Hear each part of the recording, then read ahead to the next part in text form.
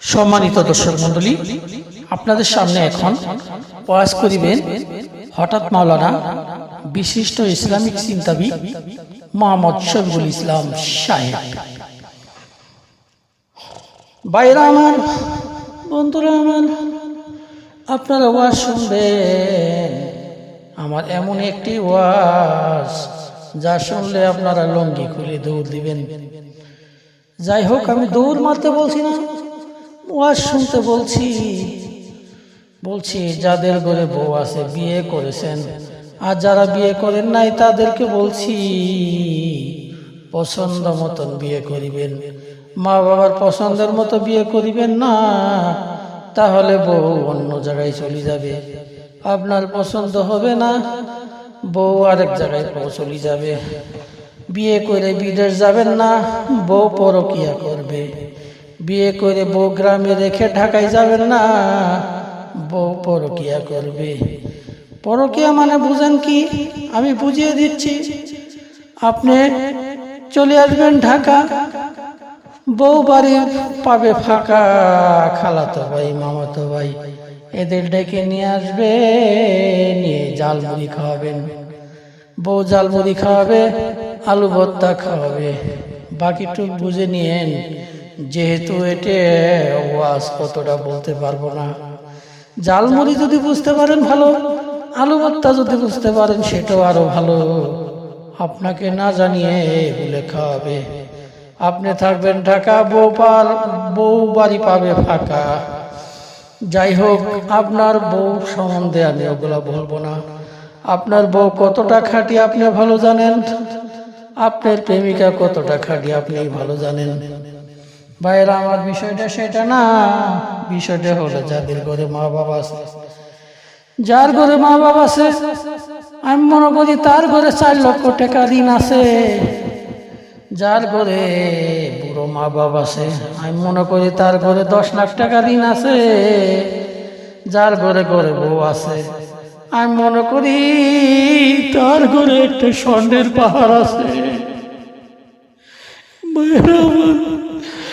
যার ঘরে একটা বউ আছে, আমি মনে করি একটা স্বর্ণের পাহাড় আছে। আরেকটা বেশি গেল, বইয়ের পায়ের নিচে স্বামীর বেহেশত, বইয়ের পায়ের নিচে স্বামীর বেহেশত। এই বউরে যত্ন করবেন, এই বউরে সেবা করবেন, আল্লাহ খুশি হবে। এই বউরে সেবা করবেন, সমাজে দাম পাইবেন। এই বউরে সেবা করবেন, শ্বশুর বাড়ি মুরগি মুরগ খাইতে পারবেন। এই বউরে সেবা করবেন, শ্বশুর বাড়ি থেকে জিনিসপত্র পাবেন। এই বউরে সেবা করবেন, শ্বশুর বাড়ি থেকে মোটা অঙ্কের যৌতুক পাবেন।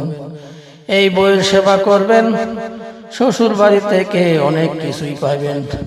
মা বাবার সেবা করবেন, ইট আর বালু ছাড়া কিছুই পাবেন না।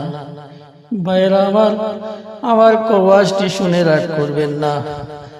বইয়ের পায়ের নিচে স্বামীর বেহেশত, এটা মনে রাখবেন।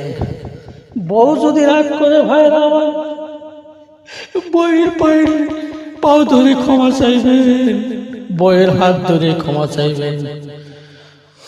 এখানে লজ্জার কিছু নাই, শরমের কিছু নাই। মা বাবার পায়ে ধরবেন না। মা বাবার পায়ে ধরলে আপনার লজ্জা করবে, শরম করবে। মা বাবার কাছে ক্ষমা চাইবেন না, আল্লাহ রাগ করবে। মা বাবার সেবা করলে আল্লাহ নারাজ হয়। আমার কথাগুলো খেয়াল করবেন ভাইরা। যুবতীরা, আমার ওয়াজটি ভালো লাগলে ভিডিওটাটি একটি লাইক, শেয়ার, কমেন্ট করবেন। ভাই যুবকরা, পৃথিবীর সব কিছু ছেড়ে দিও, বউ ছেড়িও না। শ্বশুর বাড়ি যাবেন, মুরগি মুরগ পোলাও খুরমা খাবেন। শ্বশুর বাড়ি যাবেন, টিভি, ফ্রিজ, খাট পালং, হুন্ডার, যানবাহন অনেক কিছুই পাবেন। এই কারণে বউয়ের সেবা করবেন, বউয়ের পাও টিপবেন, বউরে বেশি বেশি আদর করবেন। ভুল হলে বউয়ের কাছে ক্ষমা চাইবেন, বউয়ের কাছে ক্ষমা চাইবেন। আমার আজকের ওয়াজ বউ বিষয় নিয়ে এবং মা বাবা বিষয় নিয়ে। আরেকদিন বলবো সমাজ এবং ভাই বোন আত্মীয় স্বজন নিয়ে। আজকের ওয়াজ এই পর্যন্তই, কারণ বেশি লম্বা ওয়াজ করলে আপনাদের ধৈর্য কুলাইবে না। আমার ওয়াজ শুনে যাদের প্রস্রাব ধরেছে যারা খাড়াই থেকে প্রস্রাব করিবেন।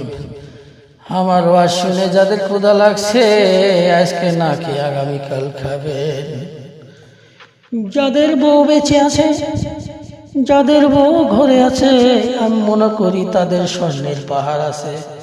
যাদের মা বাবা আছে আমি মনে করি 4 লাখ টাকা 5 লাখ টাকা ঋণ আছে।